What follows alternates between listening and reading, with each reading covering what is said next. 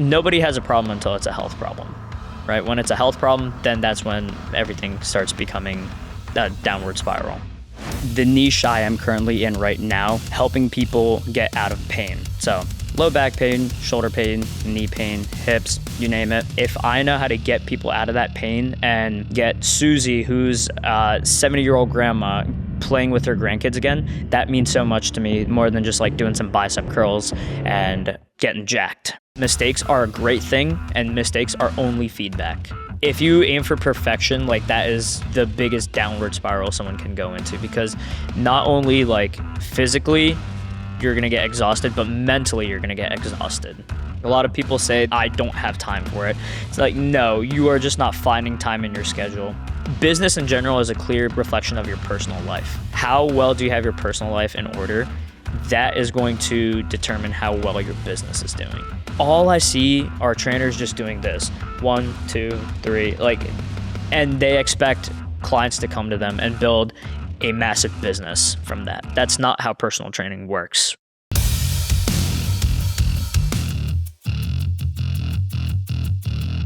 Poojan, thank you for joining the podcast today. It's great to have you here. We just wrapped up a consultation for the training that I'm about to start with you, so I'm looking forward to it. You're a personal trainer. I'd love to just start with your background. I mean, we both go to Common, which is a local run club, and that's how I recognized you. And then we got connected over Instagram and started talking there. But tell me about your fitness background and your education background, and sort of what led you to your personal training business, Shah Athletics. Yeah, thank you for having me, Dylan. So I can start off by saying I started lifting and working out when I was like 18 or 19 years old. And I was just that guy like, oh, let's go hit bench press. Let's just get a big chest. Let's rip some arms, right? And I started lifting a lot more and learning a bunch of education on just working out, exercise, and that eventually got me into more of the niche I am currently in right now, which is helping people get out of pain. So low back pain, shoulder pain, knee pain, hips, you name it. That is my niche, and I love helping people get out of pain for that. So that's kind of my background. But before that, so I was actually born in India, and I came here when I was 3 years old with my family. And fun fact, my family from India came here with only $300 in their pocket, right? So it's very humble beginnings, and I'm super grateful for that, because hardships shape a great life. We landed in California with our family, and then there was some personal stuff that happened. So what ended up happening was we moved to Pennsylvania in Lancaster, which we are in right now, and I've been here for my whole life. So the way I started my personal training business is, since I fell in love with lifting, a lot of my friends were telling me, it's like, hey, you should become a personal trainer. And this was when I was like 18, 19, 20 years old. And at that point, I was in the headspace like, I don't know, dude. I don't like dealing with too many people. I don't like talking too much. I don't see myself becoming a personal trainer. But the more that I thought about it, and the more education that I learned, I'm like, I can help a lot of people change their lives for the better. So I started working at Crunch for about 3 months or so, 3-4-ish months. And that was to get some hands-on experience there, see and learn from different trainers, see what they do and how I can apply it myself. And then once I learned about the Foundry, once I knew there was a gym called the Foundry around, and they were accepting independent contractors, so people that were trainers that can start their own business out of the Foundry, I made my jump and I went right over the Foundry to start it. So that's a little bit of my background of how I started it, and a little bit of why I started it as well. Awesome. How old are you? I am 26. Okay. So we're like basically the same age. Yeah. So you've been doing it for quite a few years now. How long did it take you to develop the niche that you're in? Because I noticed that your mission statement, on Instagram is very clear. Like, I help blank, do blank in this amount of time. I think that's, if you're going to have any service-based business, it's really important to be clear about that. But were you always focused on pain, or, weight loss or things around that? Or was it more just general like lifting? And then you, were there instances of like clients that you were working with that really inspired you to be like, wow, seeing this transformation was really impactful to me, and I want to do that in particular for more people? Like, was there a moment that helped you develop that niche, or can you just talk about that? Absolutely, dude. So I grew up super skinny, and I originally wanted to help out people that were super skinny. And I mean, I still think I am kind of skinny. We can always get better. So that was my niche at the beginning. It's like, I help skinny guys grow bigger arms, bigger chest, and whatnot. And then eventually I switched over to weight loss. But the one common trend I saw among everybody, and even in my personal life, my parents, friends, family, everyone is going to be in some type of joint pain. Everyone's going to have shoulder pain, low back pain, knee pain, hip pain at some point in their life. And if I know how to get people out of that pain and get Susie, who's a 70-year-old grandma, playing with her grandkids again, that means so much to me, more than just like doing some bicep curls and getting jacked, right? There's more of a meaning behind that. So it was I was like 6 months into my training business, where a lot of clients were coming in and they're like, hey, I kind of tweaked my shoulder. I'm having some pain. And I'm like, I don't know what to do about this. Like, I have no education on pain management. I thought personal training was just like, hey, you come in, we get a nice workout, I hold you accountable, and that's it, right? So there wasn't much value provided at the start of my business, but that's the beauty of it, because it's the start of the business. You can make so many mistakes, and that is your feedback to improve. So once I found out people were in a lot of pain, I flew across the United States to go to different seminars to learn how to get people out of pain. I've been to about 4 to 5 different seminars just to learn how to get people out of pain. And those are the same techniques I use today that people come to me for. So I'm in my 3rd year of business. And like I said, my niche right now is just getting people out of pain and getting back to a healthy living. So Susie can play with her grandkids again. The dad who has 2 kids doesn't get worn out just playing football, just tossing football with his kids. So different things like that. That's a lot more meaningful to me. Awesome. And you said that when you started at the Foundry, I'm assuming that that's how you got the majority of your clients to start, because it was through the Foundry. And then as you went on, now you have to market yourself independently. Is that accurate to say? Mm-hmm. So can you talk about that transition of having to, get your own clients independently? I'm sure having a personal brand and a marketing strategy. And, actually the reason that I followed you was through one of your paid ads. Mm-hmm. So I'm curious about the evolution of how the different ways that you've gone about trying to get new personal training clients. How has that changed over time, and what have you found success in? Are there methods that haven't been as successful, or just talk about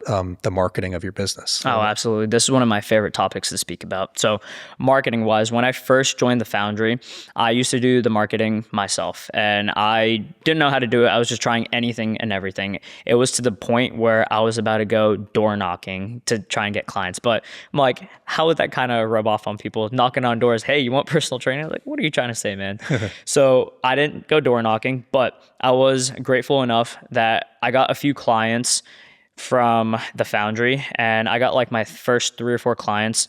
So what happens is, whenever someone fills out a personal training application to the Foundry, it gets sent into my inbox, and then which I take care of it. Either I can hire them or I can be their trainer, or if it doesn't work out between us for whatever reason, I can refer them out to different trainers, right? So That is the Foundry's acquisition source. So people submit an application to the Foundry and it comes straight to me. And then I take care of the process there. But other ways I market myself, Instagram does not really work for me, or has not worked for me in the past. I know there's probably something wrong with my content that doesn't speak to my ideal audience and tells them it's like, hey, sign up for a consultation, blah, blah, blah, right? So the way I get my clients at the moment is through Google. I have a great presence on Google. I have 112 five-star reviews. So I'm not sure where that puts me in ranking in Lancaster County. It might be, I know it's definitely top 3, if not top 1. But that is one of my main sources where I get my clients from. So then what happens is when I get a submission, I call the prospect. I'm like, hey, so you want personal training? Let me ask you a few questions to get to know you and your goals, see how I can help you a little bit better. So I asked them all the questions that I need and some of the medical history. And then what we do is we find a slot in our schedule for a initial consultation. And that's where we do like the movement assessment. I get to know their goals a little bit deeper, and then we onboard them for personal training. So Instagram has not really worked for me. I am actually in search of someone who can help me build my personal brand, because I know Instagram is going to be a great source for client acquisition, and personal brand is like a recession-proof business anyways in itself. So yeah, that's a little bit about my marketing.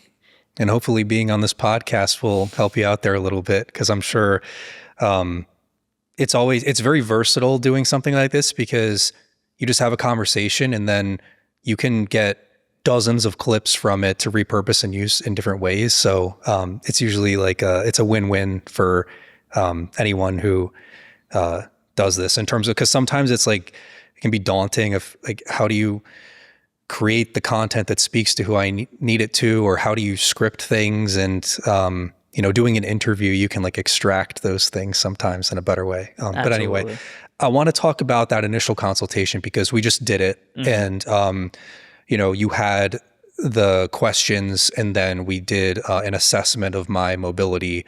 The thing that I thought was fascinating was the grip strength tool that you had me use. And you said that that's one of the top indicators of your health and longevity.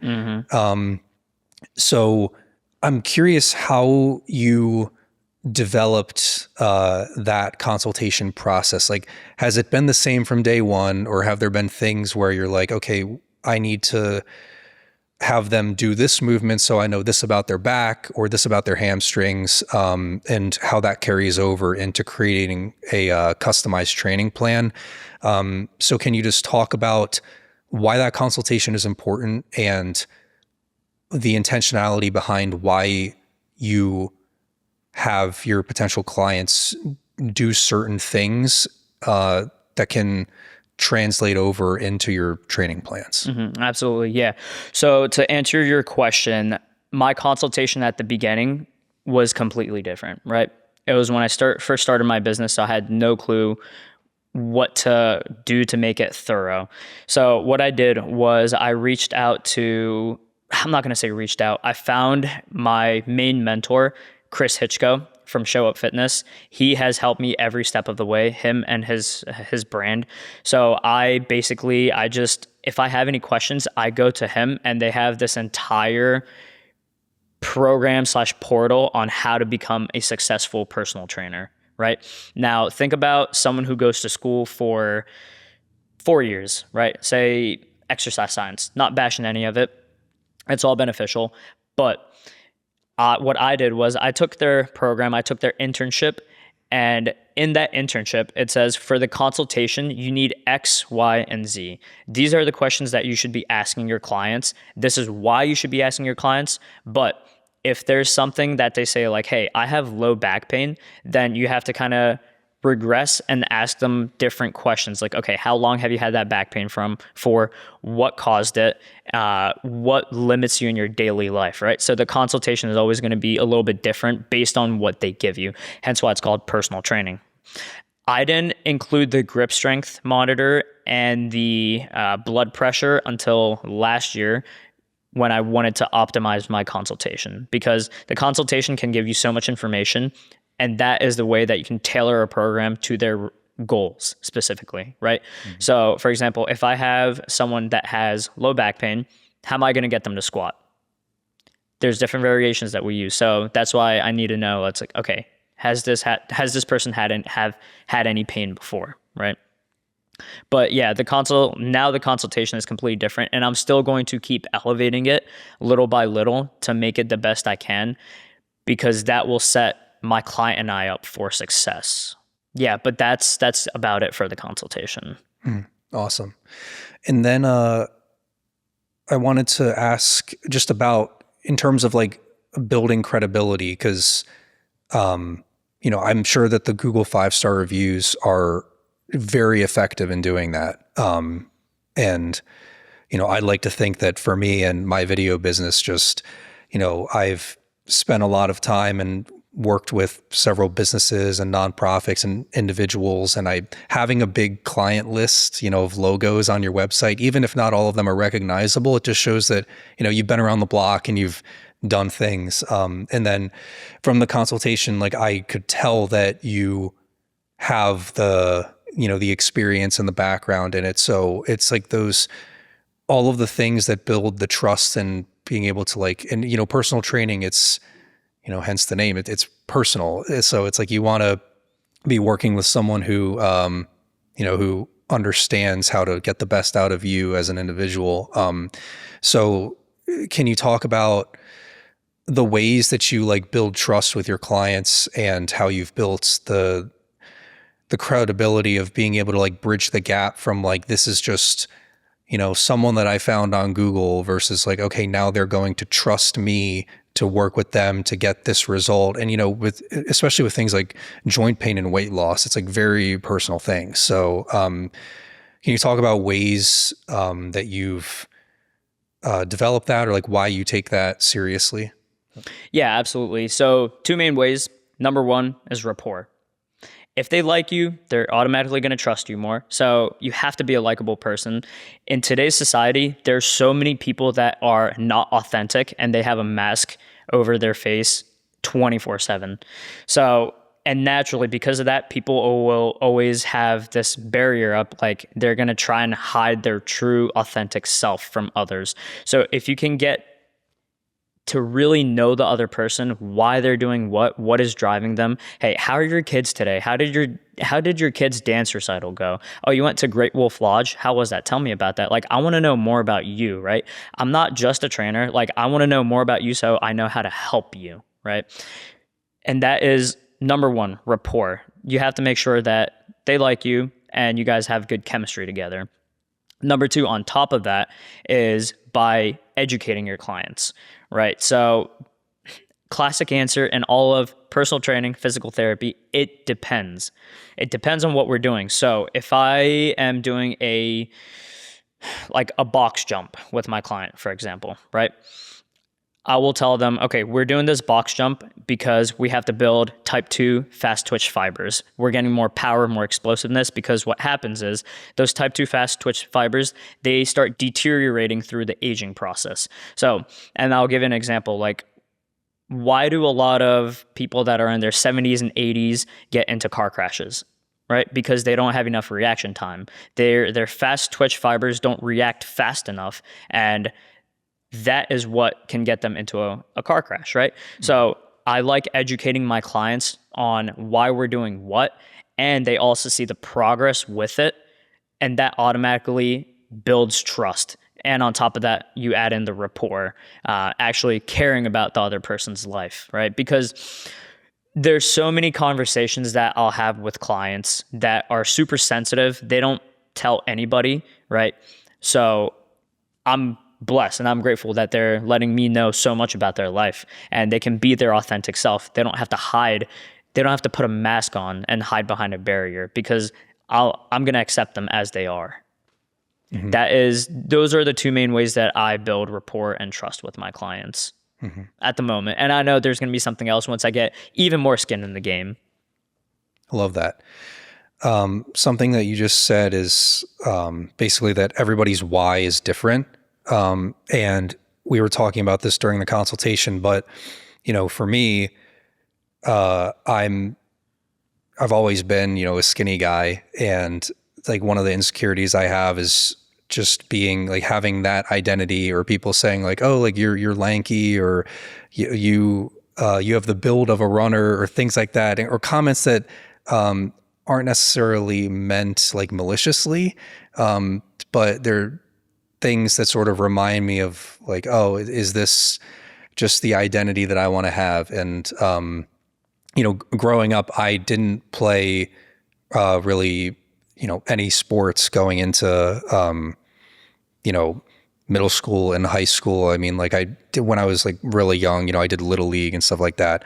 But I did a lot of like musical theater and dancing. I did marching band. So I did things that were like active, but not traditional sports. But I always have had that identity where just like, I'm not athletic, or, things like that. And then, I mean, it may seem like a small thing, but I ran a 5K last fall. Never thought that I would be able to do that, but it's just kind of like your mind limits you, in a way. So I want to expand on that a little bit, where people have limiting identities about what they're capable of, and sort of mix it into that question of like why people want to work with you as a personal trainer.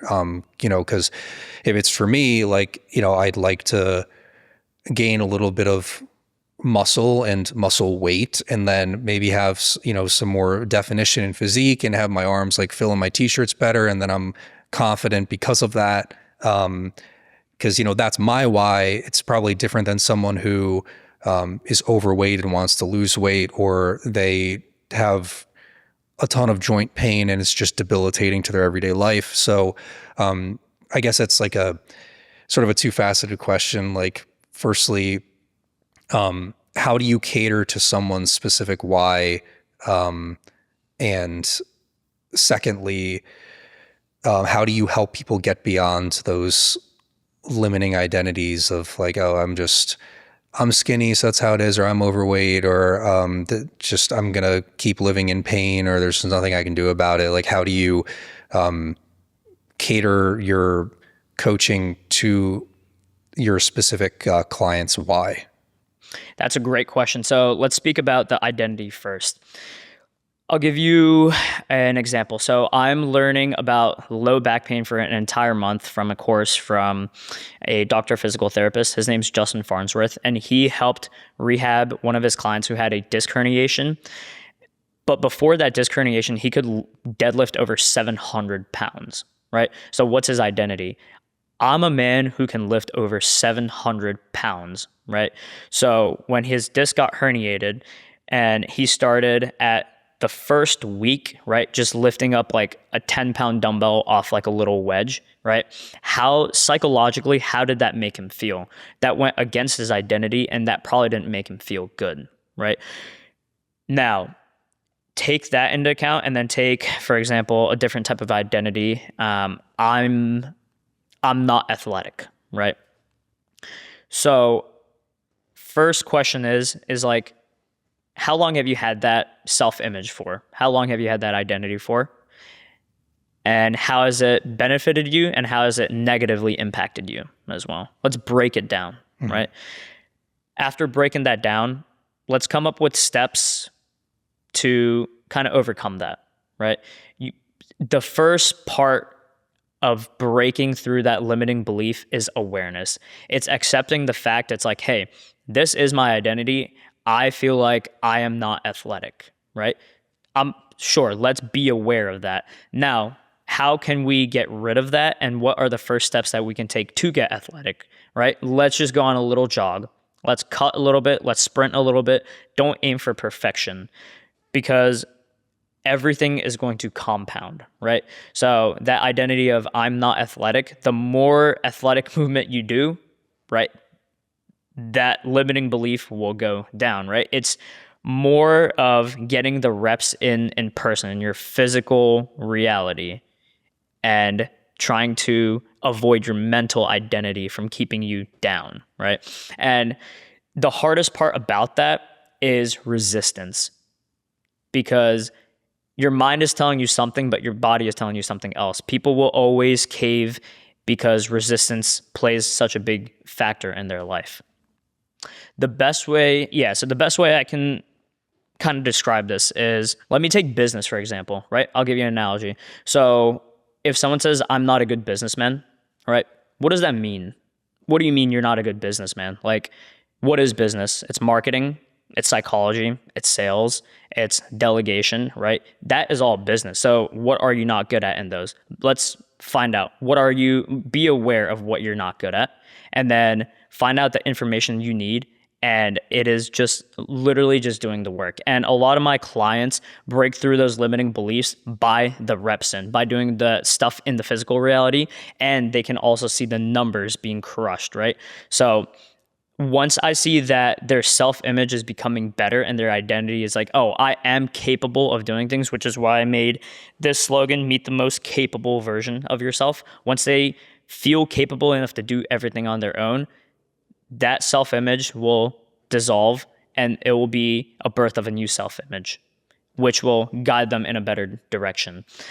Now it becomes a little different once they set new goals that are even higher, which I recommend everybody to do, because their self-image was the one that they just like kind of dissolved, and now they have this big goal in front of them. So they have to destroy that current self-image and redo a new self-image to hit that new goal.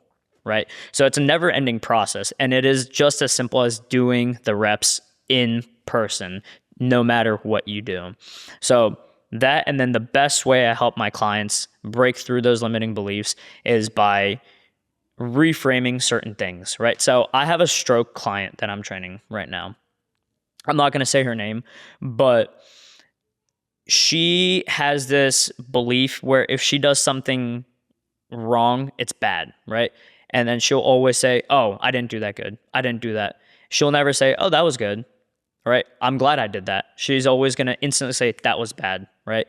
So I'm like, all right, let's change that word, that bad, to feedback. Because what are mistakes? What is bad? What is good? You don't know. It's all feedback. If something's good, it's giving you feedback. Great, let's improve upon it. If something's bad, great, that's feedback. Let's improve upon it. So I had basically reframed the word mistake and bad for her as feedback, so she knows how to improve herself.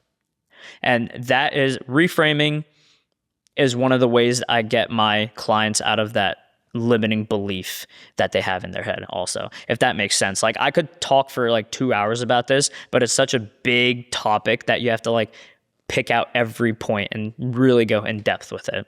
Mm-hmm. But yeah, it's honestly just doing the reps in person and then learning that mistakes are a great thing and mistakes are only feedback. That's all. That makes sense. I want to ask you about the importance of accountability in coaching, because I think that's a huge part of it. Because I think, theoretically, I could do workouts every week on my own. And I've been telling myself that for months upon months and honestly years. I was like, oh, I'll just start next week. And you never do. So I think with any form of coaching, if it's, fitness coaching, people do, business coaching or whatever it may be, having someone who is holding you accountable is a big part of it. So can you talk about why, just from a coaching perspective, just having that person in your corner that is just knows your situation and what your goals are and is going to make sure that you're staying on track, like why that's important? I know it sounds like really fundamental and simple, but I think that's probably at the core of why someone would want to work with you or work with a coach, is just, especially when you have financial skin in the game where you're investing in yourself to, change your habits or do something that is going to improve yourself, and someone is helping you do that. There's the financial component, and then there's the coach is holding you accountable. I just like to know your thoughts on accountability, if you have any. Accountability is the biggest thing. That's the missing ingredient in most people's training program and most people's goal achievement journey. Any goal you set, you need accountability. I have a coach myself. It's a physical therapist. I have terrible knees, and I knew kind of what I should have done for those bad knees that I've had for 8 years, but I still didn't do it, right? And I needed some sort of investment. I needed someone to hold me accountable so I could finally get some type of pain relief, right? Accountability is the biggest thing. It's the driving factor towards change. LeBron, Curry, everybody that plays professional sports, they all have a coach. And what do the coaches do? They hold them accountable. And there's this stigma around, oh, I don't need the accountability. Why am I going to pay someone else to hold me accountable? Okay, well, how long have you been working on your goals for? Has it been 3 years? Okay. So you wasted 3 years and you haven't gotten any closer to your goal. Have you ever hired a coach? No, I haven't. I don't need the accountability, right? You just wasted 3 years, and then they're not going to hire a coach, and they're going to go another 3 years without any type of change, right? So again, that goes back to what I was saying before, was like, get rid of the barriers that are in front of you. Like, be authentic, remove that mask. If you need accountability, say, yes, I need the accountability, because that is what is going to make you change. Accountability is the biggest thing. And that is, apart from like the pain management, but that is the number one thing that people will see me or any other trainer for, even physical therapists, is the accountability to actually get the work done that's needed to get done. If someone does not have accountability, there is a very low chance that they're going to hit their goals very quickly, right? Unless they're just some like super driven individual, which not all of us are built like that. Like maybe 1% of the population is built like that. But that also comes from like your why, right? It comes from your why. And if your why is strong enough, sure, you might not need the accountability, but some people, let's remove that barrier. Your why is strong enough, but you will still need the accountability to keep going so you don't self-sabotage yourself, knowing you should do something, but you still don't. So you always need that extra person in the corner. It's like, hey, go do this and send me video proof of it, right? And tell me the progress that you made, because we're going to be increasing and measuring your progress week by week, month by month, to make sure that you hit your goals when you need to. Mm-hmm. Yeah, that is the biggest thing in coaching. It's accountability, 1000%. Do you think that there is a stigma against online coaches just in general, where people, I don't know, they just view it as something where it's like you said, like, I don't need accountability if I can just do it myself, or like why would I pay someone? This is not just with fitness coaching, but just in general, like people trying to sell coaching. Do you think there's a stigma against that? And if so, like, how do you combat that? And this is also sort of ties into the other question I was going to ask, which is like, what sets you apart? Because I know when we went through the consultation, there were the questions that you added that make you stand out, because it's like you're results focused and not just asking things for information. It's like, this is how we're going to implement it. So it's like, how do you set yourself apart and sort of get beyond, like, if you think that there is, if people are apprehensive about like working with someone like you, like, how do you address or diffuse those concerns? And also just with the competition of, I guess, other coaches, like, how do you like stand out and with your service, because I'm sure it's competitive too. So it's just, do you have any thoughts on those? Sure. So to answer your first question about what my opinion on online coaches are, now, do you mean just for fitness or any type of coaching that is online? Just coaches in general that are like, having everything structured around an app, or it being virtual or things like that. People might not see potential there, or so I guess, how do you get beyond like that stigma? Mm-hmm. Okay.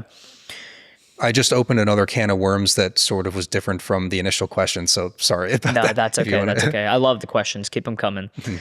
So when it comes to online coaches, let's just take fitness and business, for example. There's fitness coaches and there's business coaches. A lot of fitness coaches, they have a big following and they're going to be some type of influencer with like shredded six pack abs, and they're not going to be natty, and they're going to claim that they're completely natural. Say, hey, buy my program. It's only $2,000. And it's going to be one of the most cookie cutter YouTube video programs that you have ever seen in your life. They're going to have one time a week, weekly check-in, where you literally just sit down for 10 minutes and say, hey, this is exactly what I'm dealing with. And the coach will just give you some motivational BS. It's like, oh, you can do it. Get over this, right? But there's not really going to be any change in the program that is tailored to your body, right? So there's that. So why would you pay $2,000 for a YouTube video that you can just search up and just practice that, right? It's not going to be tailored to your body. Is it going to get you some results? Sure. But let's go back to that thing we were talking about, the accountability, right? Most people probably still won't do it, even if they have all this free information. So there's that. A lot of fitness coaches will just provide some cookie cutter program, and you're not going to be getting what you paid for. Let's take business coaches, for example. One of the biggest signs that I see a business coach is just complete garbage is they're going to be sitting on top of their Ferrari or Lamborghini saying, buy my course, I can make you a millionaire. Really? Come on. No. If you want to be like for a business coach to actually get clients and stand out, put out more testimonials and have authentic conversations with their followers, with their leads, prospects, everyone that is reaching out to them, right? And provide some type of free value first that actually changes someone's life. And then that prospect will reach back out and become a client. So my mentor, Chris, he has a YouTube channel, Show Up Fitness, where he uploads a bunch of free content on everything you can think of: consultations, movement assessments, how to do certain exercises, exercise variations, trainer engagement, which is the number one thing that makes me stand out, and we can get to that. So I used a bunch of his help and his content to put in my training, and I saw my client retention go through the roof. And I'm like, holy crap, this information is free. It's so valuable. I'm going to go to one of their seminars. I'm going to get certified by them. And yeah, that is exactly what happened to me, because he gave so much free value that I knew, like, if I buy from this guy, then my life is going to change tremendously. So what a lot of business coaches need to do is like, hey, give a lot of free value. Stop hiding behind a screen and just trying to rip people off. Mm-hmm. So that's that's the answer to the first question. Number two was, you said, what kind of makes me stand out, right? Mm-hmm. So there's two things. It's something called trainer engagement. And then a second thing is the psychology-driven conversations that I have. If I forget that part, remind me, the psychology-driven conversations. So trainer engagement. Now, what I see a lot of people do, what I see a lot of trainers do in Crunch, LA Fitness, is they will just be counting reps for their clients. Their clients will be doing a squat, for example, and they'll just be next to them, arms folded. This is a common trainer position. They'll be like 1, 2, 3. Dude, you're paying $100 an hour for that? No, that is not personal training. So what I will do is, for example, if a client is doing a goblet squat, which is you just hold a dumbbell like this and then squat down, I'll have little games inside it, right? I'm going to say, hold down the fifth rep, 10th rep, and the 15th rep, right? And then you can come back up when I clap my hands. So instead of clapping my hands, I'll snap my fingers, and you'll see their body shift up and they're like, come on. And then they have to go back down, right? So it's making training fun and adding little games like that. So another one of the exercise variations I also use is I have a laser pointer. So I'll get people into a plank position, and then they basically have to follow the laser on the ground, and their back can't dip, their hips can't go up. And if they fall, then there's like a little mini consequence, maybe like 10 push-ups or something, right? So it's like, how engaged can you get with your client? How fun can you make it? Again, all I see are trainers just doing this 1, 2, 3, and they expect clients to come to them and build a massive business from that. That's not how personal training works, right? And another thing is for cardio, which, like I told you, I am not the most educated about cardio. I need to do my education for that. So I can't really answer any questions on cardio. But what I will see a lot of trainers also do is they'll put their clients on the treadmill during the actual session. What are they paying you for? To watch them run on a treadmill? No. I literally tell my clients, like, when we're together, this is your hour. This is for you. So I am not putting you on a treadmill, and you are not going to be paying me for that. That is something that you can do on your own time, right? So trainer engagement, that is the number one thing that keeps my client retention through the roof. That is also one of the ways that makes me stand out, because I'll be in the gym and I'll be running around my client with a band, and they'll have to be holding on to like a pail off press or something. And I'll be the one kind of giving them tension. So everyone's going to see, it's like, yo, what is that trainer doing? He's so engaged with his client, and his client's laughing, having so much fun. I want to try that, right? Instead of just a 1, 2, 3, 4, right? I will never do that with a client. Number 2, psychology driven conversations. Remove the barrier, remove the mask, be authentic. Let me get to know you for yourself. I want to know what's going on with my clients' lives, right? There's a lot of clients that tell me personal things, and we create such good chemistry and such a great bond from that. So they feel understood, which a lot of people in today's age lack. They don't feel understood. They don't feel listened to. They can't vent to anybody. If they vent to someone, people automatically try and come up with solutions, right? Instead of just listening. Sometimes the person in front of you just wants to vent, so let them vent. Don't have a solution to it. And then if a client is venting to me during a session, I will sometimes ask them, it's like, hey, what is the role you want me to play for you today? Do you just want me to listen? I can do that for you. Do you want me to make a game plan for you? I can do that as well, right?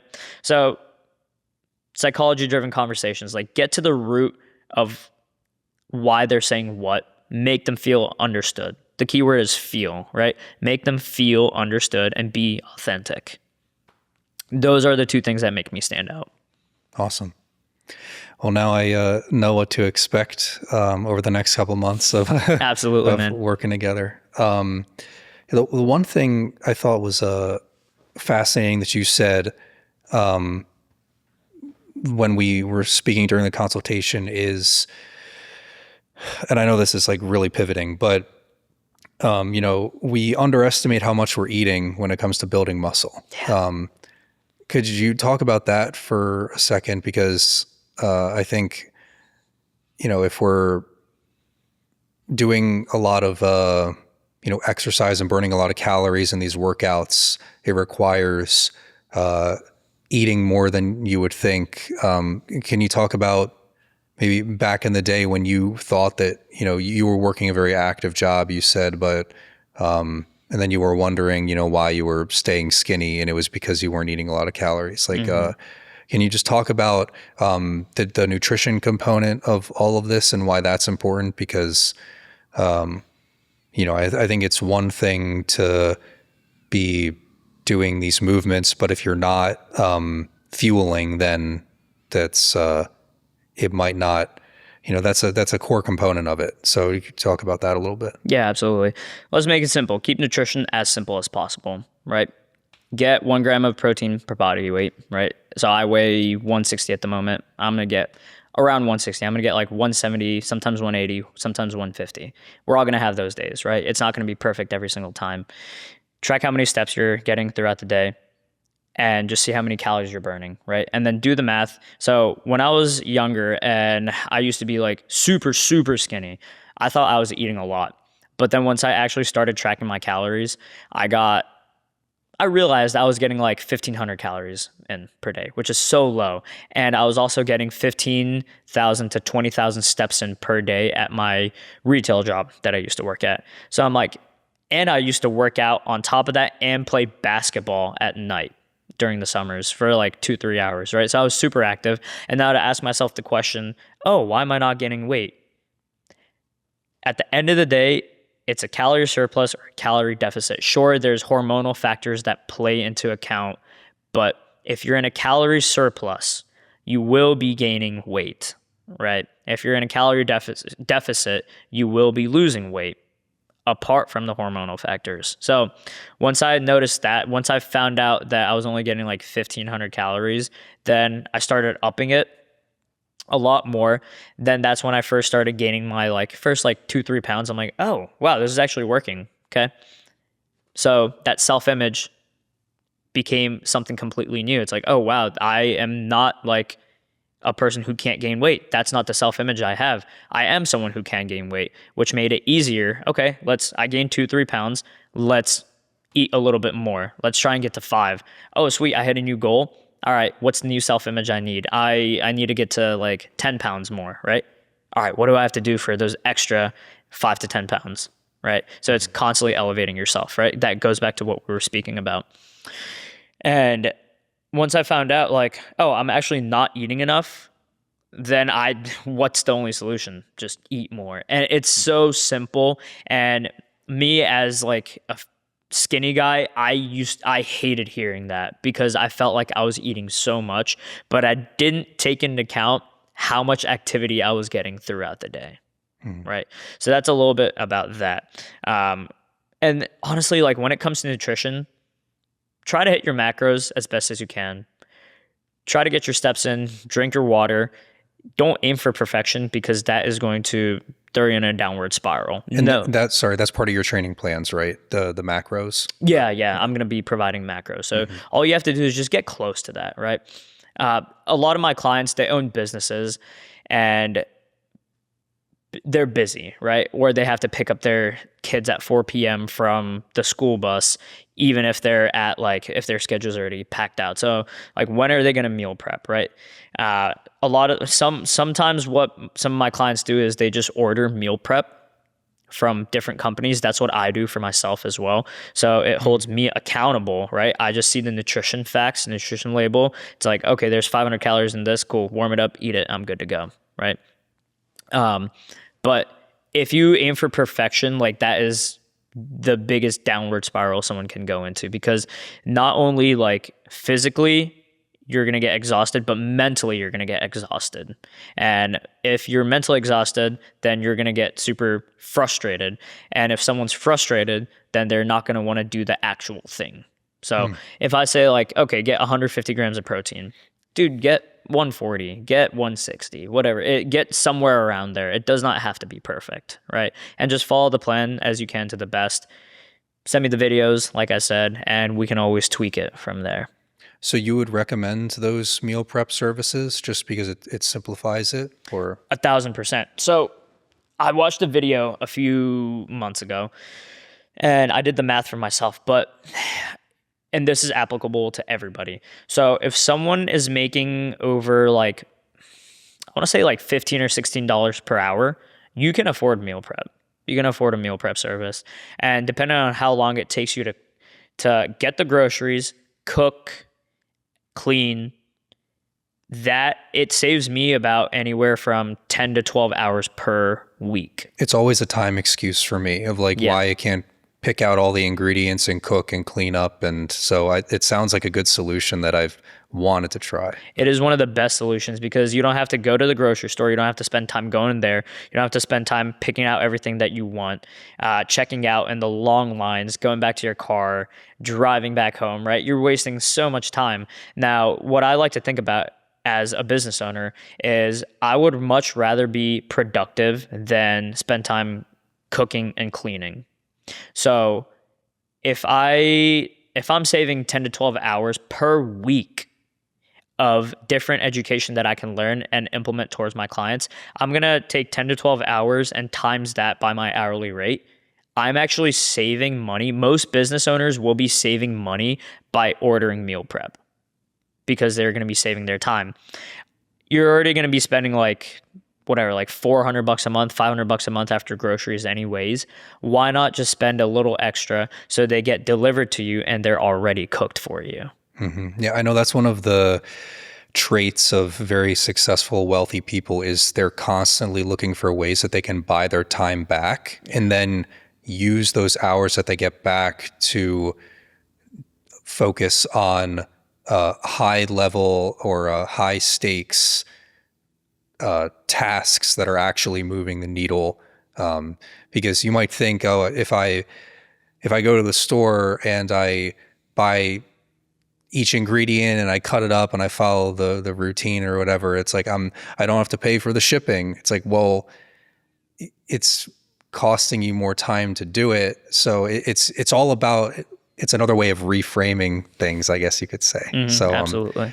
I'll definitely have to consider that now. Yeah. Because it's like, what if not to interrupt you there, but if it's always a time excuse for me, like what if I took the time that I saved going to the grocery store and cleaning up after cooking something, and I use that to do my workout? It's like, okay, now I have absolutely zero excuse of why I can't do an hour like at the Foundry, you know? So it's like, it's all about the priorities and what you save your time for. Or if it's like going to bed an hour earlier or getting up an hour earlier, oh, there you have your hour back that you can do the workout. And I think that's something that I have struggled with a little bit. I mean, I would say the hours that I'm working, like I'm very productive and I get a lot done. So it's not a productivity thing, but it's, if I want to be making changes in terms of this training,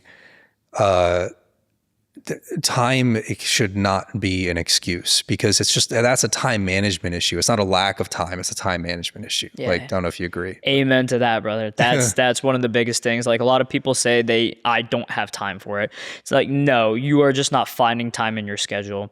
You can plan your schedule ahead, and if you have to say no to some plans because you have different priorities, then you say no to some plans because you have different priorities. Or you get up an hour early and you get done with what you need. There's a saying called eat the frog. I don't know if you've ever heard of that. So that basically means when you wake up in the morning, do the hardest task first. For some people, that might be working out. For some people, that might be doing some cold DMs on Instagram, right? Do the hardest task first, and there you go. You have your hour, and you're good for the rest of the day. And then you can kind of just block out different slots in your day where you can get other stuff done. Now, I would highly recommend anybody watching this, working out wise, find a 24/7 gym that you can go to, and also order your meal prep. So you save time, you're not cooking, cleaning, and you can go to the gym anytime you want. There is literally zero time excuse. The only thing else would be is being authentic and true to yourself. If you're being lazy, then just say that and try and overcome it. If you're procrastinating, be aware that you're procrastinating. Mm-hmm. And also, what I've noticed is a bunch of, and I like the fitness business so much because it is a clear reflection of, like, business in general is a clear reflection of your personal life. All right. How well do you have your personal life in order? That is going to determine how well your business is doing as well.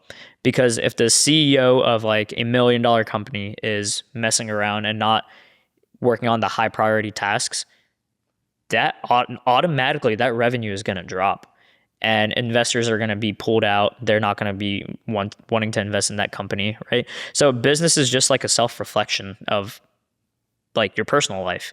So managing the time properly, I think, is one of the biggest things when it comes to that. And it's like the mindset behind that too.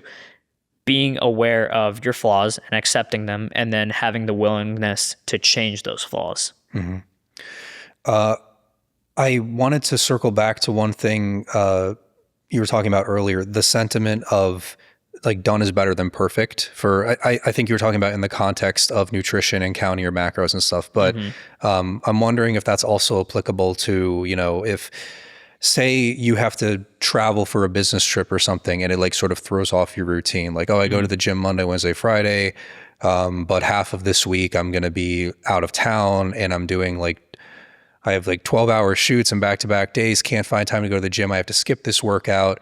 How do you get over that? Like, if your routine is interrupted, how do you recalibrate and not lose momentum, because that's one of the fears that I have. Like, if we're going to be the next couple of months, we're going to be working on this. If I have a trip like in the middle of July, I guess you just have to plan ahead. Like, is there a gym where I'm at? Or maybe it's like, okay, I could use like, maybe treat it as 2 extra days of recovery, but then I do like an extra, that's probably flawed thinking, but it's like, how do you get beyond like interruptions in your routine? So you focus on the lowest hanging fruit. What is the thing that you can work on at that given time, right? If there is a gym, like pre-plan, if there's a gym that's 15 minutes away from you, go ahead, buy a day pass for that gym, have it set already, put it in your schedule. Say you're going to the gym at 7 a.m. and you're not taking any clients until 8:30, right? 8:30 a.m., right? So you have like an hour and a half to work out, shower, whatever, get to your place of appointment, right? So again, it goes back to the priorities. Are you willing to give up a client for your own health? I would be, right? And that is personal preference. That is the current stage. That depends on the current stage of where someone is in their life, right? So nobody has a problem until it's a health problem, right? When it's a health problem, then that's when everything starts becoming a downward spiral. So yeah, it's just it's a matter of pre-planning. Like, find a gym 15 minutes away, and say there's literally no gym. That's fine. Focus on what you can. Stay in that calorie surplus or deficit, whatever your goal is. Get those steps in. Drink enough water. And at the very least, do like some push-ups, some squats, not for like any muscle gain, but just so you can keep the discipline of actually working out and actually moving your body. Because people will be on vacation. They'll be like, oh, no, I'm not going to be working out. And then they'll ask themselves why they have no momentum to go back to the gym. It's because they lost the momentum because they weren't doing any physical activity, right? Physical activity doesn't mean like you always have to be strength training and working out. It can just mean doing a few push-ups, some squats, like 5 sets of 10 each, something like that, just to keep the momentum going, not even for like muscle gain, like I said. So that would be my advice for anybody that is traveling, that is on vacation. Like, do what you can. Find the lowest hanging fruit. Do what you can. And if you would be okay with giving up like half an hour with a client, then tell that client, hey, this is my schedule, right? 7 a.m. to 8 a.m. is time for me. It's time for Dylan. And what I do in here is going to shape the rest of my day so I can do a better job for you. Because if I'm in better health, I can provide a better service and think clearly for you. So in actuality, you're actually doing them a favor by taking care of your own health. That's great advice. The last question I have for you is around the limitations of building a home gym. And this is one thing that, when we first spoke today, I wanted to do. I want to build a home gym in my basement. I don't think I will rule that out, depending on, what I put in it and the routine that I develop. But, I was thinking, a bunch of bands and kettlebells could be everything I need with regards to, if I want to gain 10 to 15 pounds of muscle over the next couple months, I can just do that with kettlebells because weight is weight.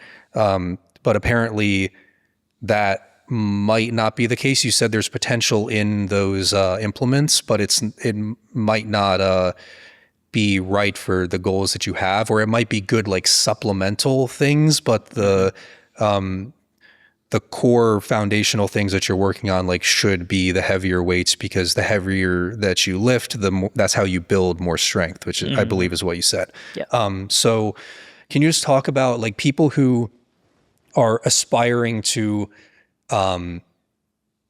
be self-sufficient with building a home gym like in their house? Are there sort of traps that people can fall into where it's like, okay, I think I'm saving money by not having a gym membership, so I'm just gonna have my own setup at home. But people might lack the awareness of like, okay, I don't have access to all of these things like, I guess it's sort of an adjacent topic to the meal prep service. It's like, oh, I'm saving money by cooking at home, but it's costing me all of this time throughout the week. Whereas, it might be a little bit apples to oranges in terms of like having access to gear, but can you just talk about the whole concept of having a home gym, who that's right for, or the benefits of having access to more equipment, or just expand on that topic a little bit? Yeah. So fun fact, 3 to 4 of my in-person clients that I see 3 to 4 times a week actually have a fully built home gym, and they come to the Foundry to use the equipment there. Really? Yeah. Wow. Sure, the Foundry has great equipment, right? But you can say the same thing about like different gyms. Like, at least it has different equipment. So it's more for the accountability factor, like we were speaking about, right? You can have the gym in your basement, and that's totally fine. If you know you're going to do the work, and if you have done the work before, and then awesome, like all props to you. But if you need the accountability, it's always better to go get into an actual gym environment. So that keyword that I said, environment, there. When I used to work out at Crunch, when I worked there, my dumbbell bench press, right? I was only doing like 60 pounds, and I thought that was super heavy, because like the time that I went, like the time of the day that I went, I didn't see that many people doing like crazy heavy weight. So that environment naturally just shaped how much I thought I could lift. And then when I went to the Foundry, I tried 70s, and they went up like cake, because I saw everybody else lifting like 100, 150 pounds. I'm like, how do you lift this? You know what? Let me give it a shot. I know I'm not that weak. Let me give it a shot. 70s went up smoothly. And now I'm at 80 pounds for like 5 to 6 reps, right? So that's one of the biggest things. Like, the home gym will save you time, but it's going to take the environment factor out of it, which I think priority-wise, if you had to pick one, I would sacrifice the time saving a little bit and say, hey, this is Dylan's time, and focus on the environment a little bit more, because that is what's going to shape you into getting to your goals a lot quicker. Now, when it comes to a home gym, you can get a bunch of stuff, right? You can get kettlebells, adjustable dumbbell sets, barbells, all that. You can do that. But eventually there's going to be a time where you outgrow that. Like, you're going to get so much stronger that you need heavier weight, right? So that means you'll have to buy more stuff, and then you'll have to worry about selling this or putting this off to the side, and that's going to eat more of your time up. So instead of like waiting for that to happen, my honest recommendation for a lot of people is get to an actual gym, and then use the home gym as like a secondary source if you legit have no time in your day and you need to get like a quick like 20, 25 minute workout in. That's when the dumbbells, the kettlebells will be in use, right? And to that point, to get stronger, like, yeah, kettlebells will obviously, dumbbells, they're going to make you stronger depending on what you do. Classic answer, it depends. But how are you going to progressively overload? How are you going to increase 2.5 pounds to 5 pounds per week on your big lifts? You probably need more equipment. You need like barbells, you need different things like a Smith machine. You'll need a lot more equipment for that. Not saying that it's impossible to get strong in a home gym. It's definitely possible. It's like a lot of people do it, but it just takes a lot longer. So my main focus for a lot of people is the environment. And that's the same thing that my clients say as well. It's like, they're like, oh, I have a fully built home gym, but I just like coming here because of the atmosphere, the vibe. You're my trainer, and I see everyone around me, and it just pushes me to be a better me, so they can meet the most capable version of themselves. Mm-hmm. Yeah, that is huge, because even for me, the majority of the work that I do is remote. And one of the reasons why I'm in this space and I have a desk there is just to get up and go to a different space. And, there's other people in here who are like-minded, who do what I do, have creative businesses. And it's like who you surround yourself with is going to push you to be better. And also just having that routine of, getting out of the house, like the way that our society is now, it's just encouraging, I know it can sound kind of like hypocritical. It's like order your groceries, but it's like, which is like, yes, there are good things to that, but it's, people who will just never leave the house. Like you can order everything and never step outside. Like it's fine if you're ordering groceries, if you're being active and going out and doing other things. That's just an example I use. Like you literally don't have to leave the house to get everything that you need. Absolutely. So I think if there's ways that you can, like I try to actively resist that, the way that our society encourages to like isolate yourself and be inside all the time. Like I'm very good at doing that. And I think that's something that, it all ties back to what you just said, which is environment, is just surrounding yourself with the people and even just having the structure of getting out. If you're going to this place where your brain associates, if you go to the gym, your brain is going to be in workout mode. Whereas if I come here, my brain is in work mode. Whereas, if you're in your living room in front of the TV, your brain is going to be in leisure mode, where I'm just, okay, now I'm turning my brain off. So it's like, where can you go that makes it easy for your brain to associate with doing certain behaviors? And I'm sure, I'm not a psychologist, but I'm sure that plays a big role. Absolutely. So I think that plays a big role in any type of goal that you're trying to achieve.